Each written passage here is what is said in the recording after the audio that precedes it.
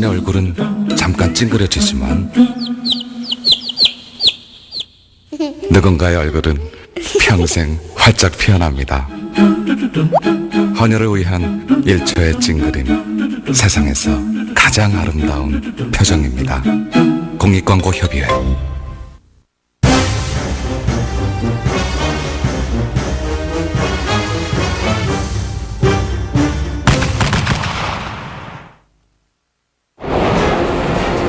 (1972년 5월 10일)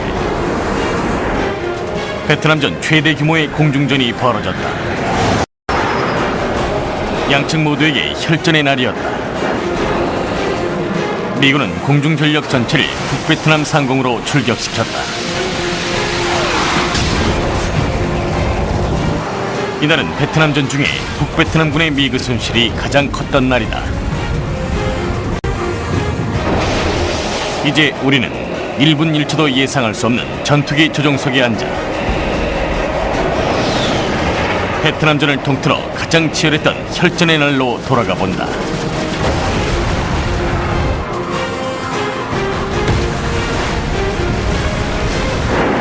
전장을 체험하고 전술을 해부하며 치열한 전장 속으로 들어가 본다. 1972년 5월 10일 오전 7시 30분 항모 콘스텔레이션에서 출격한 미 해군의 전투기 30대가 북베트남 상공으로 향하고 있었다. 이 작전은 북베트남군에 대항한 최초의 대규모 공중공격 작전이었으며 목표는 남부를 침공한 공산주의자들의 보급로를 차단하는 것이었다. In 1972, the North Vietnamese invaded South Vietnam. This set in motion a new phase of the air war called Linebacker, where the United States went north, mined the harbors, and precipitated a massive air campaign to bomb targets in North Vietnam. E10 인트루더와 E7 콜세어로 구성된 공격 편대군이 하이퐁 항구에 있는 연료 저장고를 공격하기 위해 가고 있었다. F4 팬텀은 호위 임무를 수행 중이었다. 허드 도스 대위도 이들 중 하나였다. 도스는 오스틴 호킨스 대위의 요기 파일럿 임무를 수행 중이었다. 도스와 호킨스는 예정된 장소에서 폭격기들과 떨어졌다. The hook point that Hawk initially picked was right over a 100mm battery that opened up on us. The AAA was popping these big black swirly flak bursts around us. 도세와 호킨스가 대공포의 사정권을 빠져나오면서 통신기에서 임무내에 지정된 호출이 시작되었다. Red Crown, the cruiser in the Gulf of Tonkin, started making MiG calls and called bandits, blue bandits, bullseye 040 at 70. 이 통신 내용을 들어보면 다음과 같다. 블루 밴디츠는 북베트남군 최고의 전투기 미그 21을 뜻하며 볼사이는 하노이, 040은 방향, 112는 112km 지점의 방향을 가리킨다. 미그 21이 하노이 112km 북동부에 있다는 뜻이다. 그 지역은 캡 비행장이었다. We immediately came hard right, went into combat spread, ran it up to full military power and started heading for Kep Airfield. 잠시 후 이들은 캡 비행장에 도착했다.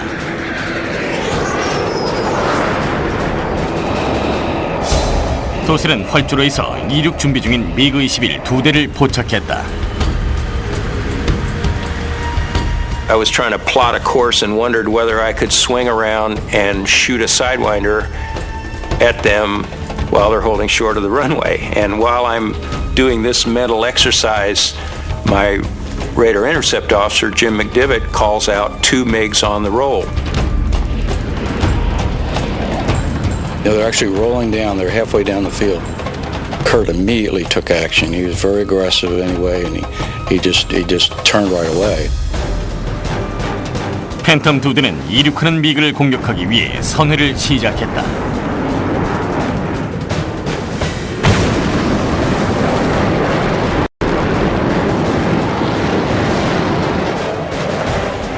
because we had made this sudden descent from 6,000 down to the deck, and it's a very humid environment. Suddenly my cockpit was just filled with fog coming out of the vents. And so I'm flying blind at supersonic feet, 50 or 100 feet off the runway, with a sidewinder growling in my ear.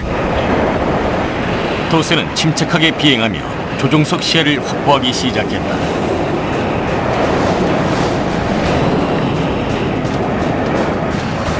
미그는 활주로를 이륙하며 긴급 상황이라고 판단하고 외부 연료 탱크를 투하한 후 좌측으로 급선회를 시작했다.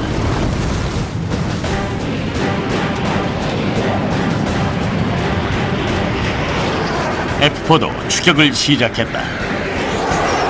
We were still extremely low, below 50 feet to the terrain. I remember raising my wing a couple times to go over trees.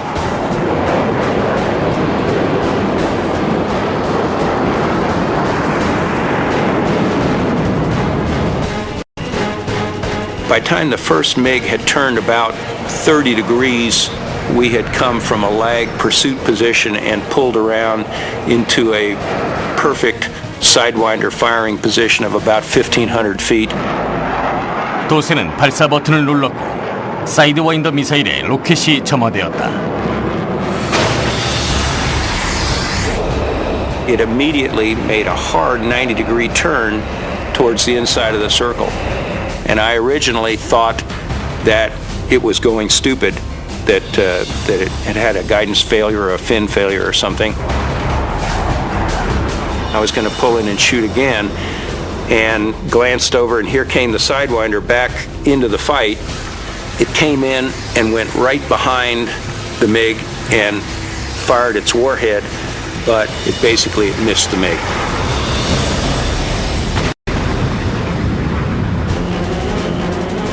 도세는 두 번째 미사일을 발사했다. It did the same thing, went inside the circle, came around, but this one right at the end, it sort of took an extra turn, went right up the tailpipe. There was a 1 potato, 2 potato, and then a big orange fireball.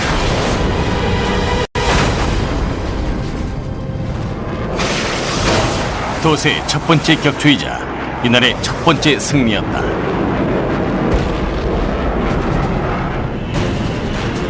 하지만 아직 한 대가 더 남아 있었다.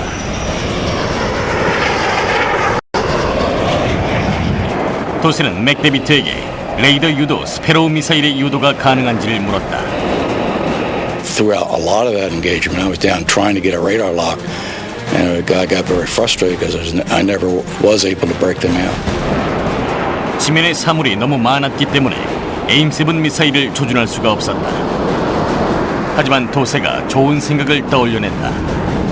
I told Hawk that I was going to shoot a Sparrow in front of him to get him to turn in front of Austin, and he could have gotten the shot. 이 작전을 성공시키려면 도세가 기술을 올려 배럴로를 시도하고 다시 내려오면서 더 좋은 발사 지점을 확보해야 했다. 도세는 조종관을 3개 잡아당겼다. So as I barrel roll up out of fighter pilot good habits, I was looking around and I saw 2 more MiG-21s in fighter wing coming at us from our belly side, 5 o'clock position. 도세와 호킨스는 이곳에 있었고 미그 2대는 이곳에 있었다. 이 시점에서의 최선책은 후방의 미그 방향으로 선회하여 6시 방향에서 적기를 떼어내는 것이었다. 이들은 오른쪽으로 급선회하며 미그의 아래를 지나쳐갔다. And so we accelerated to about Mach 1.1, 1.2. 팬텀은 강력한 출력을 자랑하며 위험을 벗어난 것처럼 보였다.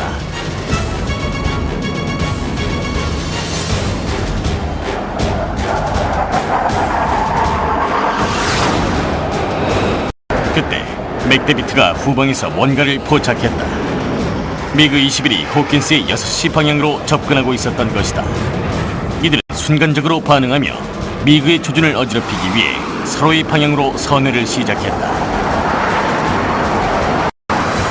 just as we were starting this break turn into each other, the MiG-21 fired an ATOL missile, an air-to-air missile, and it went streaking out towards Hawk. 미사일은 호킨스의 팬텀 가까이에서 폭발했다. 간신히 공격을 피한 것이다. 미그는 방향을 전환하며 이탈을 시작했고 도세도 추격을 위해 선회했다. Jim McDivitt says, "Kurt, what do you have in mind? We don't have any missiles left. What are you going to do with this guy?" And I said, "Yeah, you're right." 도세는 호킨스와 합류했다. 그리고 콘스텔레이션 항모로 향했다. 이제 새로운 미그 킬러가 탄생한 것이다. 콘스텔레이션 항모에서 출격한 편대군은 한 목표 지점으로 향했고 이번 대규모 공습작전은 성공했다. 하이퐁 항구의 연료 조장군은 화염에 휩싸여 버렸다. 핵심 연료 보급 기지를 잃은 북베트남군의 지상 병력은 몇 주 동안 공격을 멈춰야 할 것이다. 해군의 편대군이 복귀하는 동안 다음 협동 공습 작전이 준비에 들어갔다. After the first strike, which was a Navy strike, the Air Force came in with a massive package to knock out the Paul Doomer Bridge and also bomb another rail yard. 오전 8시 35분 이들은 북베트남으로 진격하기 전 라오스 상공에서 집결했다. 폭격기들은 KC-135 수송기 6대에서 연료를 보급받았다. 연료 보급은 이른 아침 북베트남군의 레이더를 피해 이루어졌다. They had a much more complex, orchestrated arrangement with tankers, with jamming aircraft, with cap aircraft to protect from MiGs and Strykers. 65톤의 폭탄을 적재한 F4 팬텀 32대가 폭격군을 이루고 팬텀 28대가 호위 임무를 맡았으며 나머지 60여 대가 F4를 지원하는 임무를 맡고 있었다. 오전 9시 20분 오이스터 편대의 F4 팬텀 4대가 북베트남으로 출격했다. 이들은 적 레이더 범위 아래서 저공 비행을 하고 있었다. 오이스터 편대는 편대군보다 한 발 앞서 적지 상공을 정찰하고 미그를 격퇴하는 임무를 맡고 있었다. 오른쪽에서 비행하던 분대의 팬텀에는 존 마클과 요격 장교 스티븐 이브스가 타고 있었다. It was pretty well known that the whole package would come from the southwest towards Hanoi. We had never flown at that low altitude before, so that was a new experience for us. I reflect upon going past a schoolyard and seeing kids playing volleyball. 스티븐 리치와 찰트 벨뷰는 오이스터 3번기를 타고 있었다. 오이스터 1번기는 밥 로즈와 로저 로처가 타고 있었다. Roger Locker and Bob Lodge were widely considered probably the best aircrew in Southeast Asia. 오이스터 편대원들은 이제 곧 베트남전의 공중전 중 최고로 아찔했던 전투에 휘말리게 된다. 1972년 5월 10일 오전 9시 42분 미 공군 오이스터 편대의 F4들은 이날의 2차 대규모 공습을 위해 적진으로 출격했다. 오이스터 편대는 적 레이더 범위 아래에서 저공 비행을 펼치고 있었고 발터 편대의 또 다른 팬텀들이 몇 킬로미터 후방에 6.7km 상공에 있었다. Our design was that the enemy aircraft would discover Baltar flight at a higher altitude and we could lure them into our range and engage them as they were heading toward Baltar flight. 북베트남 상공으로 진입한 지 20분 만에 오이스터 편대가 적기를 포착했다. 340 방향 38km 지점에 적기 4대가 출현했다. 적기들은 하노이 북서부 38km 지점 4.5km 상공에서 접근하고 있었다. 오이스터 편대는 연료 탱크를 투하하고 교전에 들어갔다.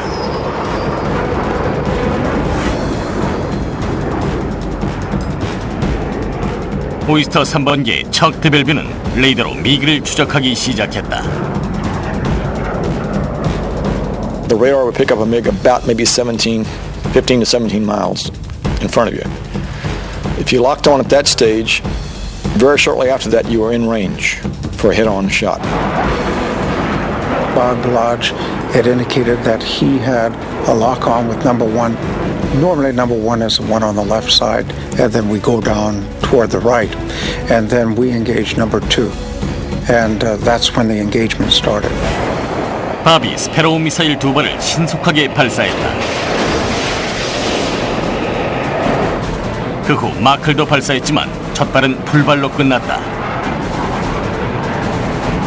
하지만 두 번째 미사일은 제대로 발사됐다.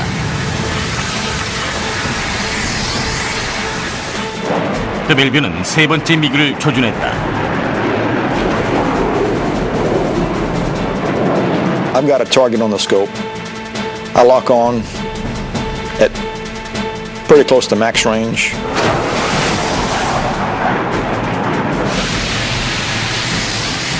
미사일은 목표를 향해 비행하며 마하 3까지 속도를 높였다. 밥의 미사일은 이상을 일으키며 비행 중간에 폭발해버렸다.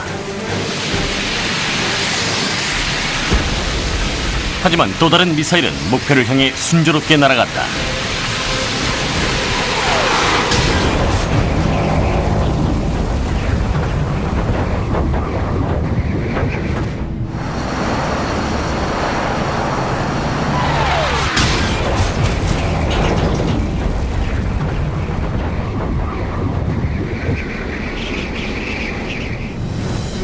잠시 후 마크의 미사일도 목표에 명중했다.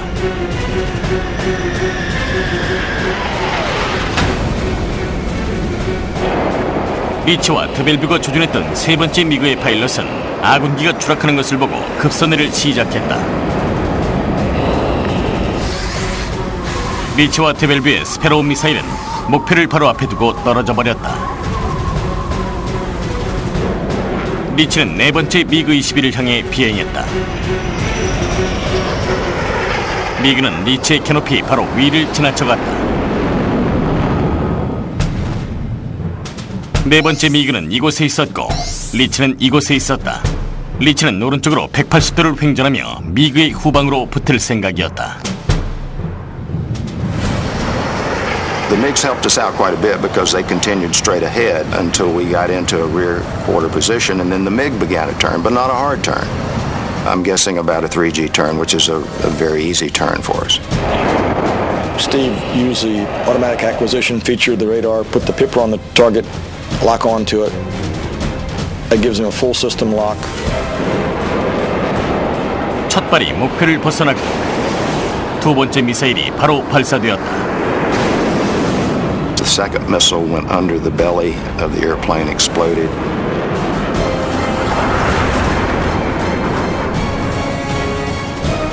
And the pilot bailed out.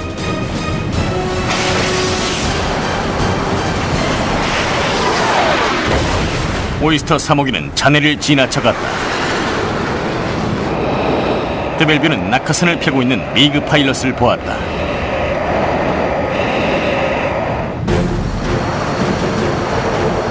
한편 밥과 마클은 다섯 번째 미그 21과 교전을 벌이며 적기를 맹추격하고 있었다.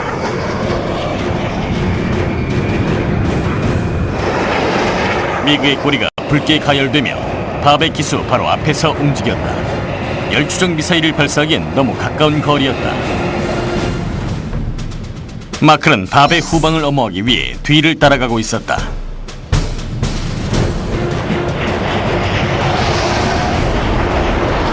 Two MiG-19s come flashing over my canopy, passing from right to left, and they look like they're in a hard right turn. 적기를 쫓던 미군 파일럿들이 이제 북베트남군의 매복에 깜짝 놀란 상황이 되어버렸다. 마크는 미그 19의 출현을 알렸다. 30mm 기관포 3문을 장착한 중무장 전투기였다. I could watch them sliding back behind Bob, and I saw the condensation on the wings that they were shooting. 탄환이 하늘을 뚫고 지나갔지만 밥은 선회를 하지 않았다.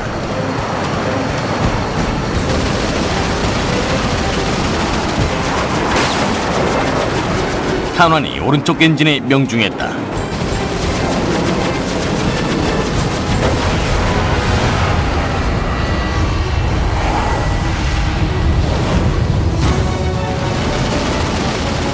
팬텀은 급격하게 기울며 지상을 향해 추락하기 시작했다.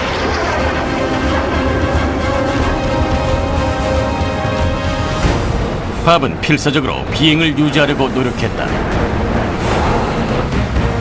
하지만 팬텀은 회염에 휩싸인 채 거꾸로 추락하기 시작했다. 로저는 조종석에서 탈출했다.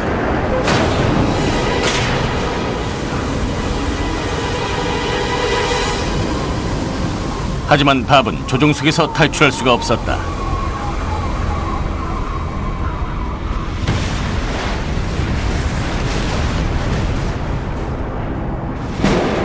오이스터 편대가 벌집을 건드려 놓은 상황이었다. 마크는 신속히 탈출하기 위해 지상으로 강하를 시작했다.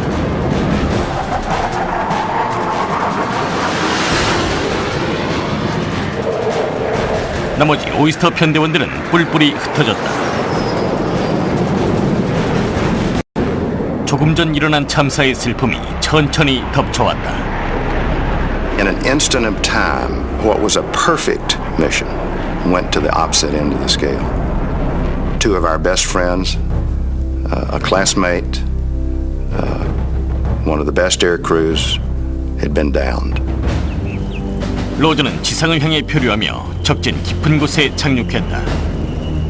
로저는 구출되기 전까지 23일 동안 적의 눈을 피해 살아남아야 했다.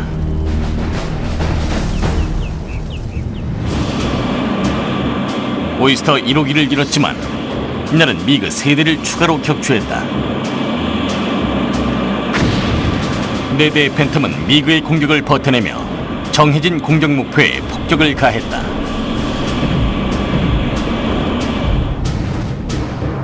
오전 10시 F4 팬텀 4개 편대가 하노이 동부에 위치한 폴두모 교량으로 향했다. 이들은 새로운 차세대 무기를 탑재하고 있었다. In 1972, American air power had several advantages. They had new weapons, laser-guided bombs, television-guided bombs, and they knew how to accurately hit point targets. 폴두모 교량을 무너뜨린다면 남부로 향하는 적의 지상병력 움직임을 늦출 수 있었다. 팬텀 16대가 목표 지점을 향해 비행을 시작했다. 선두 중대인 고티 중대는 월아이스라고 불리는 TV 유도 폭탄을 탑재하고 있었다. 나머지는 레이저 유도 폭탄인 페이브웨이를 탑재하고 있었다. 고티 편대는 교량을 측면에서 공격하며 TV 유도에 적합한 각도로 공격할 계획이었다. 나머지 편대는 교량을 따라 공격할 계획이었다. 고티 편대는 대규모 대공 사격을 무시하고 30도로 강하를 시도하여 4.5km 상공에서 TV 유도 폭탄을 투하했다. 넵킨, 빌록시, 징글 편대도 페이브웨이 폭탄으로 교량을 공격했다. 이번 작전으로 교량 근처의 구조물이 완벽히 파괴되었고 교각도 피해를 입어 폴두모 교량을 차량으로 건너는 것은 불가능하게 되었다. 공군의 작전이 성공한 것이다. 시간은 5월 10일까지 흘러 다시 미 해군의 차례가 돌아왔다. 오후 1시 또 다른 대규모 공격 편대군이 통킹만의 항모에서 출격했다.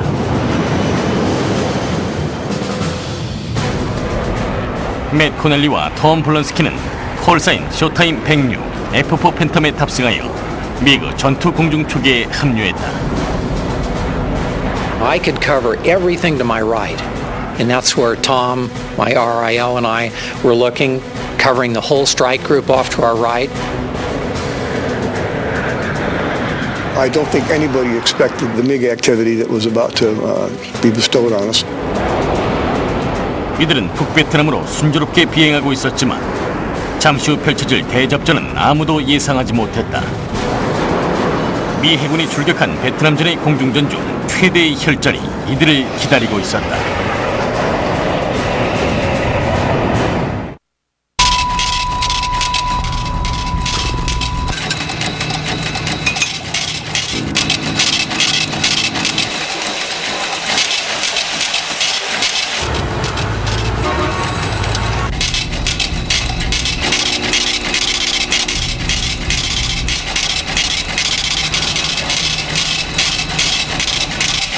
에너지는 당신의 현금입니다. 공익광고협의회. 전투기 181대, 항공모함 6대 출격. 1941년 12월 7일 7시 53분 공격 개시. 태양의 제국을 꿈꿨던 일본, 그리고 일본의 침몰. 100% 실제 화면, 태평양 전쟁의 모든 것. 최고의 전쟁 다큐멘터리. 태평양 전쟁 비사, 일본 침몰. 지구상 마지막 남은 원시 부족들. 아마존, 정글 속에 사는 원숭이 킬러 족족. 800가지의 언어, 1000개의 소수민족이 살고 있는 파푸아 뉴기니. 동물들도 죽어나가는 해골 해안, 최고의 생존 능력으로 살아가는 부시맨. 그들의 생생한 삶의 모습을 만난다. 최후의 원시 부족. On the History Channel.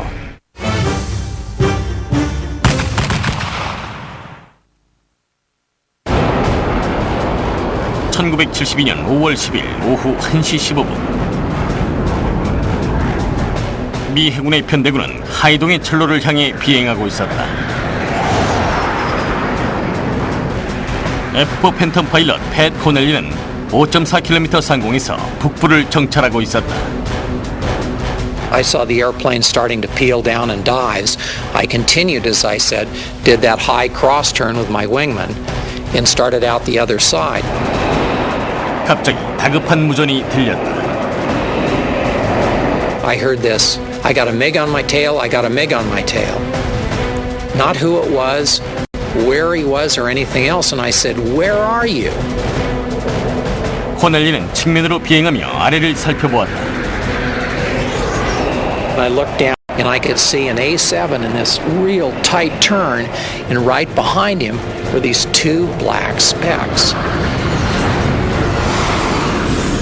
It could be nothing else. It had to be MiGs. 적기는 아음속 전투기 미그 17이었다. 미그 17은 느리지만 날렵했고 악명이 대단한 적기였다. 코넬리는 미그의 6시 방향으로 가기 위해 오른쪽으로 깊게 강하여 다시 왼쪽으로 붙을 계획이었다. It must have been about a 60-degree turn to the right, rolling slightly inverted to get my nose on him. 코넬리는 선두에 있는 미그 17을 추격하며 사이드 와인더를 조준했지만 제대로 조준할 수가 없었다. I knew I was way outside the envelope. I was probably 65, 70 degrees off the MiG, and I thought, this may be the only shot I get in the whole war. So, no harm, no foul. 코넬리는 사이드 와인더를 발사했고 미사일은 곧장 적기로 날아갔지만 갑자기 미그가 수직으로 솟아오르기 시작했다. This MiG just pulled off the A7 and went straight past me. I rolled wings level and then just lit the burner and started to go back up towards him, just pitch back into the fight. 코넬리가 상승하면서 놀라운 장면이 눈앞에 펼쳐졌다. 미그 20여 대와 미군기 25대 정도가 접전을 벌이고 있던 것이다. Some F4s, some A6s, some A7s, and MiGs. It was an unbelievable sight. I think I described it as almost like being in a fishbowl. The fish got all revved up and stirred up, just everywhere. 미그 17 한 대가 F4 앞을 지나쳐갔다. 코넬리는 곧장 횡전을 하며 미그의 뒤를 쫓았다. I pulled in like this and started pulling lead on him. He was in a right-hand turn, I was probably a mile and a half behind him or something like that. 미그는 좌측으로 기체를 들며 6시 방향을 살폈다. They had a very slow roll rate.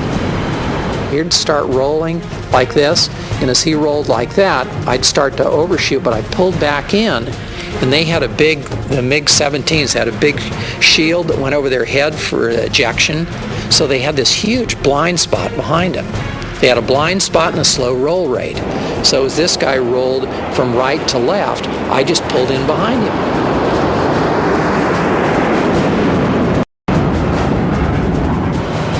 코넬리는 에임9 사이드 와인더를 발사하기에 최적의 위치를 확보했다.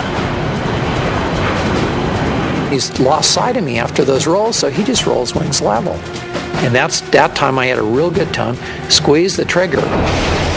It went off and went straight up his tailpipe. The airplane just exploded. I remember the aircraft shuddering as we went by. We didn't go through the debris.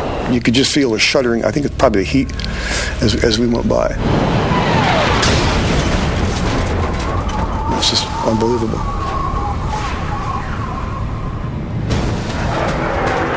코넬리는 추락하는 적기를 뒤로하고 다시 전장으로 뛰어들었다.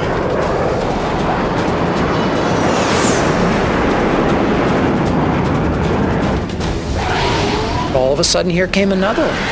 And it was almost a duplication of the first kill. The first one we knocked down.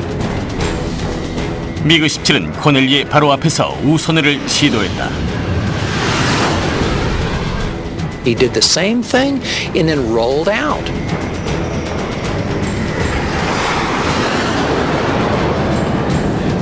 Because I was down to my last missile and I wanted to make this one good. And I had a good tone, and just as I squeezed the trigger, bang, the tone dropped off. And I went, oh no! 미사일은 목표를 향해 나선으로 날기 시작했다. And all of a sudden there was this black puff. The whole tail just spun right off. The ejection seat fired, and I watched him come out. And then the drogue chute slowed the seat down, and then the parachute seat came off, and the parachute came out. And I remember being amazed because the parachutes are square. 코넬리와 블론스키는 난전 아래에서 비행하고 있었다. 다시 전투에 복귀하려면 위로 상승해야 했다. All of a sudden, here's this MiG, and I start calling out to Matt. Matt, we got one at 9 o'clock, and he's coming in close. My voice started going a little higher. I said, I don't see him. He said, he's right there. And I said, oh, that guy. And I thought it was somebody way off in the distance. I mean, this guy was right next to us. 미그는 팬텀 바로 아래를 지나쳐갔다. As he crossed underneath me, I should have pickled off the centerline tank because I think it would have dropped it right in his face.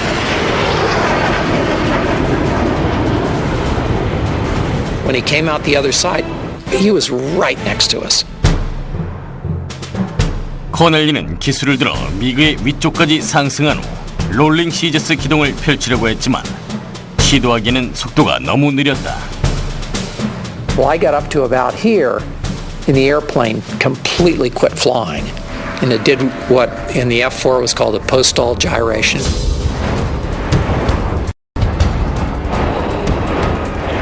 The airplane just quit flying. It just decided not enough airspeed, not enough thrust, we're not flying anymore. 기수가 지면을 향하고 팬텀이 스핀에 빠지면서 방풍청에 비친 지면이 빠르게 지나쳐갔다. 코넬리와 블론스키는 조종석 안에서 몸을 가눌 수도 없었다. 완전히 통제불능 상태에 빠진 것이다. 1972년 5월 10일 미 해군의 파일럿 코넬리는 난전 속에서 미그 2대를 격추했다.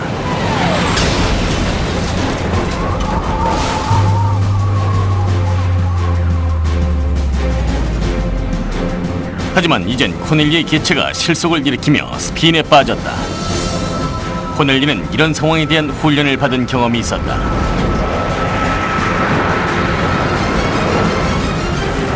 It's going to go nose down no matter what you do.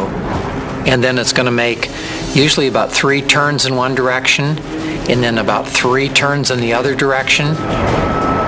The worst thing you can do is to try and fight it or accelerate it. Speed it up coming out of that post-stall gyration because it's not going to do it. You're just going to aggravate the problem. So just put your hands in your lap, sit back, relax, and enjoy the ride. 코넬리는 팬텀이 낙하하는 상황에서 속도를 얻고 결국 안정된다는 사실을 알고 있었다. 코넬리는 스핀을 잡으려고 노력했고 몇 초 후 F4가 다시 비행을 시작했다.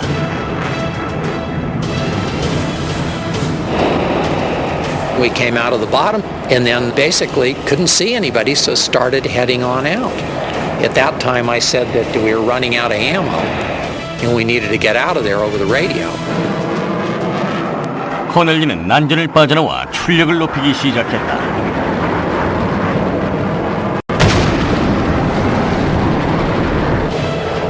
코넬리는 통킹만을 향해 속도를 올렸다.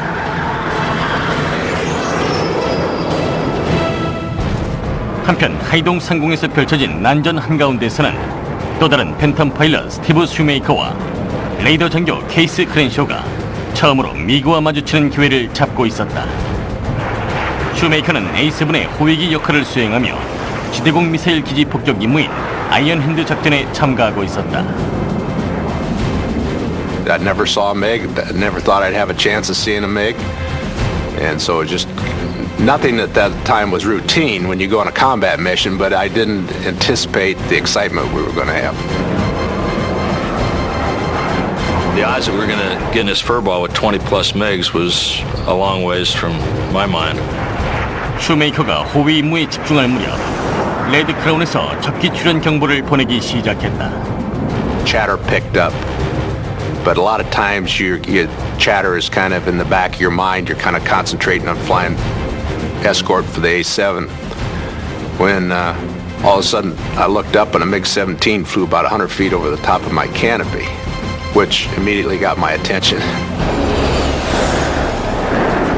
I called my RO, "Did you see that?"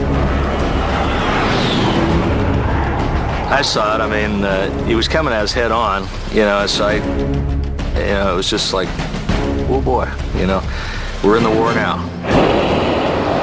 슈메이커는 우측으로 급선회하며 추격을 시작했다. I turned and went after him. I was like a mad dog at a meat shop. I thought, my first MiG, I got to chase this guy.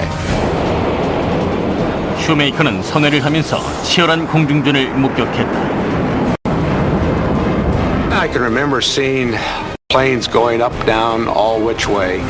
I really wasn't focusing on anything. I was just kind of took in the scene. It was pretty crazy. It just amazed me the amount of things were going on in that little piece of sky. 슈메이커는 난전 속으로 뛰어들면서 F4의 꼬리에 붙어있는 미그 한 대를 발견했다.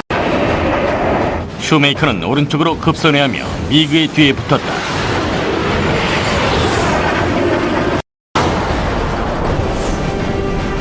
I really had a bad angle off and ended up with the MiG, total plan view of the MiG about 200 feet right in front of me.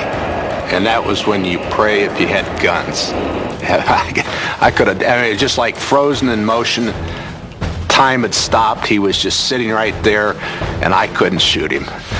So I thought, well, I got to do something to get this MiG off my squadron mate. So I corked off a sidewinder. 슈메이커는 미사일로 미그의 주의를 끌어보려고 했다. 하지만 바로 그때 미사일이 발사되자마자 다른 팬텀 한 대가 사이로 끼어들었다. I first saw his canopy because he was coming up underneath, and I saw the missile, and I went, oh no! And the missile went right over the top of his canopy, and then the next thing I saw were these two big exhausts of J-79 engines right in front of me. 슈메이커의 기체는 갑자기 출현한 아군기의 배기 후류로 심하게 흔들렸다. 조종관이 오른손에서 튕겨져 나갈 정도였다. 슈메이커는 다시 균형을 잡으며 적기를 살피기 시작했다.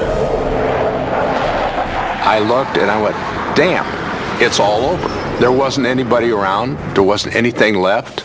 I heard people going feet wet, egressing the area.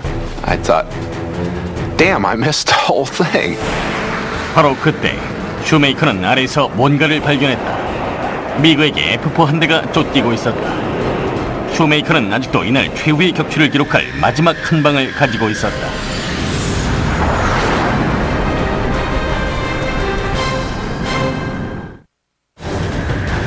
(1972년 5월 10일) F4 팬텀 파일럿 스티브 슈메이커는 미그 17에게 쫓기고 있는 아군기 한 대를 발견했다.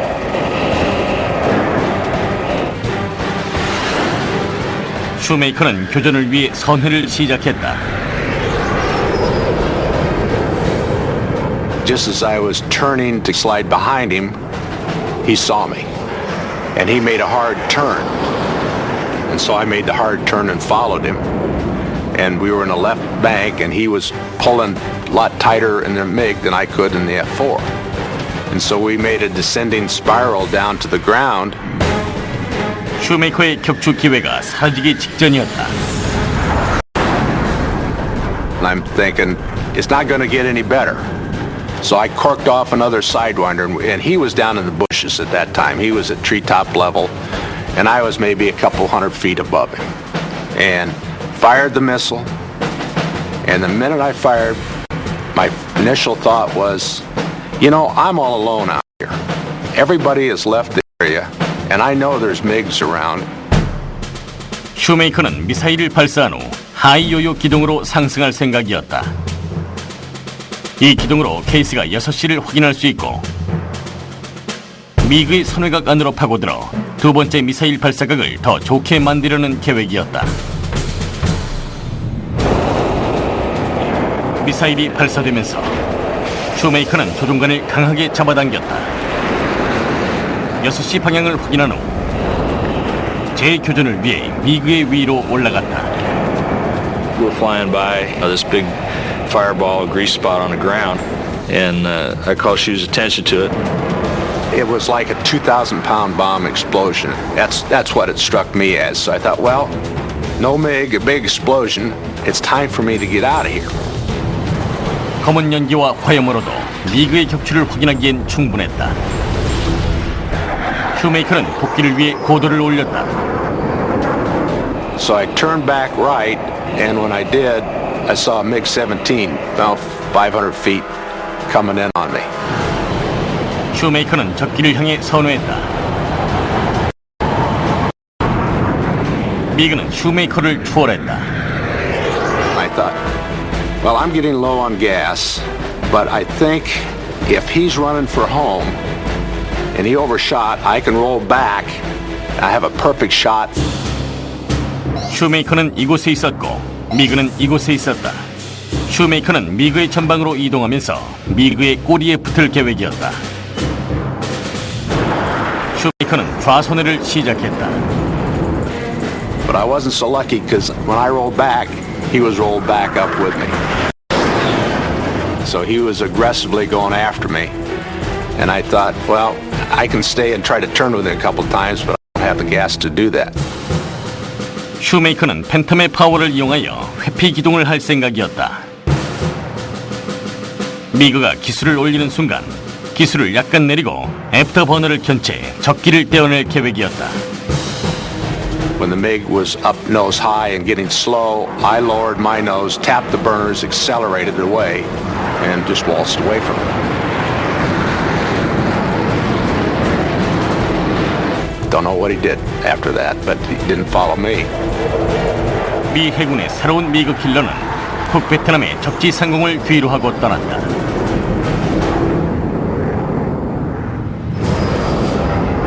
하이동 철로 상공에서 펼쳐진 전투는 베트남전 당시 발생한 미 해군의 공중전 중 최대 접전이었다.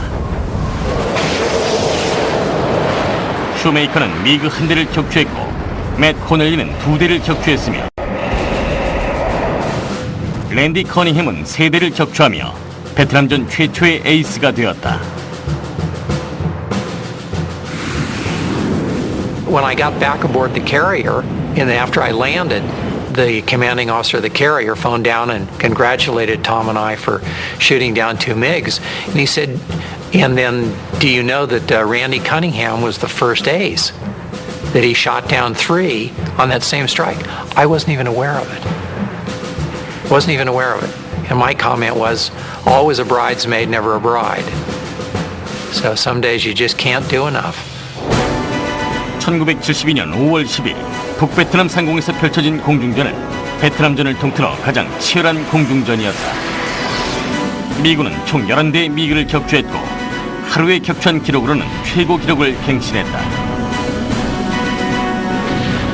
미 공군과 해군은 주요 거점과 시설들을 폭격하며 남부로 진격하는 북베트남군의 발을 성공적으로 묶어놓았다.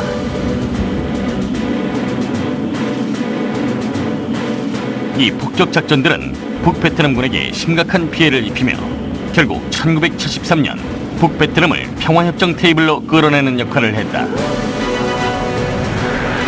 하지만 이날의 파일럿들에게는 성공의 의미가 전혀 다른 것이었다. That was our job, was to protect the strike group. And that was our main job. We were TARCAP, Target Combat Air Patrol. We were supposed to keep the MiGs away from the strike group. And that particular day, I think we did a pretty successful job.